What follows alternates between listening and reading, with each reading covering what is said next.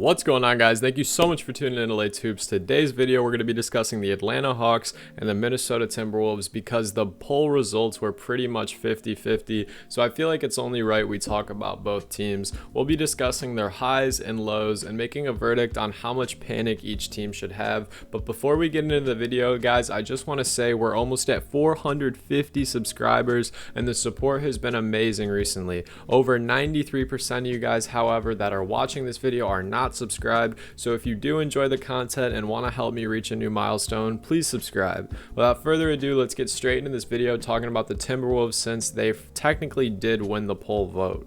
Currently, the Timberwolves sit as the 10th seed in the Western Conference with a record that's at 500. They're 15-15. Obviously, they made a huge trade this offseason to acquire former Defensive Player of the Year Rudy Gobert and sort of create this Eiffel Tower style front court with himself and Karl-Anthony Towns. While playing together, they didn't see much success, but Karl's been dealing with injuries since pretty early on in the season. So I'd say we can give them some more time to kind of build chemistry and learn how to play off each other before we make any harsh claims. There was a lot of clips kind of just circulating the Timberwolves at the beginning of this season that just highlighted their issues on a ground level. And there are some issues outside of that we have to talk about. But again, I'm not going to try to hyperfixate on Rudy and Cat's play together because the sample size is just so small. And the NBA season is so not. I mean, 82 games, they have a ton of time to figure this out. But for starters, I know he had an incredible night last night against Chicago, and Chicago is just turning into a poverty franchise again somehow. I guess they're going for Victor this year. I don't know.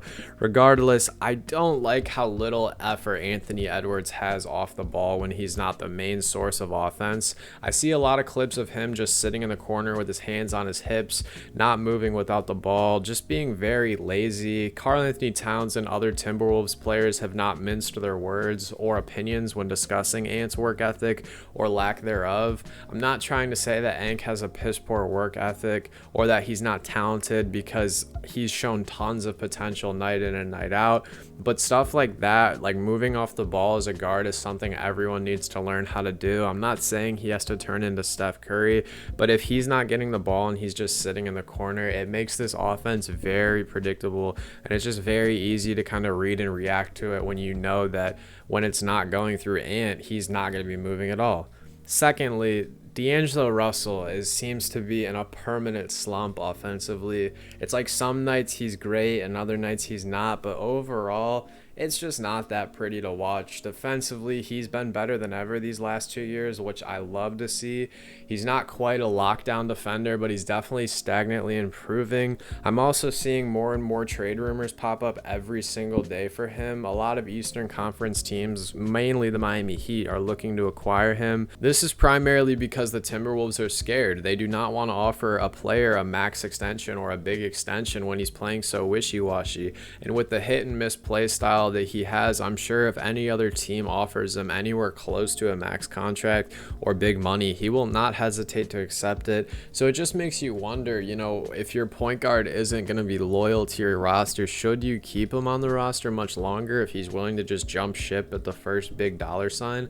I don't blame him, because get your bag wherever you can, but it's not something that you want to have. This roster has a lot of big names and a lot of decent pieces, but the overall issue for me is that they just have no structure. They have no winning atmosphere or coach that can create said atmosphere. There's no culture involved in this team. If you guys watched my Miami Heat video the other night, I said they had almost a little bit too much culture. But here in Minnesota, it just seems like not everyone's ready to buy in. And, we talk about the system and what it means to buy in. We obviously have these teams like Boston and Golden State that they know the ball will find the best shot if they continue to share the love and pass it. But with this team, there's so many egos in this locker room. I'm not saying they have to blow it up, but it's definitely time to make a change this season if it doesn't work out.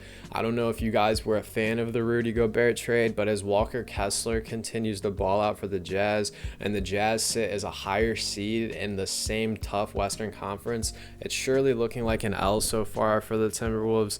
It's pretty hard to say what I want them to do because, like I said, I feel like they need a culture shift more than an atmosphere shift, and obviously the atmosphere comes with the culture. But if they can somehow manage to trade D'Angelo for maybe some more depth or a point guard who's just a great facilitator, then maybe we can see this roster turn around. But the way it's constructed right now, I mean, they lost to Memphis last year in the playoffs, and I don't know. Obviously, it's a way different team from last year, but I don't think Minnesota should be, too excited about the future going forward, because they just traded a lot of their capital, and now they're already kind of hesitant about going forward with this team. It's never good when you do that. If Minnesota is going to rock with this team, then they need to cut the BS and start believing in each other and just working every day to get better. And as for the Atlanta Hawks, they sit as the 8th seed in the Eastern Conference as of last night, and they have a record of 500 as well. They're 15-15, but the Nate McMillan era might be coming to an end soon. I've seen a lot of drama tidbits regarding him and Trae Young and even other players, but at the end of the day, I know that if the choice is between Trae Young and Nate McMillan, 10 times out of 10 they're going to be rocking with Trae Young. And that's just because Atlanta, I mean, we're talking about a guy that you traded Luka Doncic for. Like, there's no way you can turn your back on that.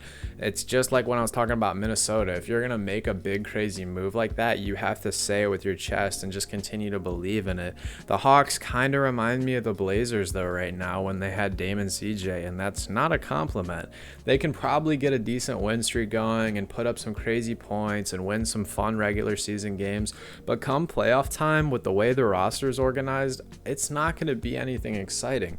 In my video I made this preseason talking about Eastern Conference teams, I literally said the Hawks are pretty good on paper, but they have issues bigger than basketball in that locker room, and that's why I left them off my list to make the playoffs. Now, I'm not saying that they'll miss the playoffs per se, because some other teams have been playing a lot worse. Cough, cough. Toronto, please stop letting me down night in and night out. But the Hawks, they need some change too. I see a lot of trade rumors popping up every single day for John Collins. I just don't know what his trade value is exactly. If he could still shoot the three-pointer like 2019 John Collins, he'd be gone quicker than Trae can fake a foul call. As for now, if you're the Hawks, I think you just have to play the season out and let it ride to see who the real silver lining issue is.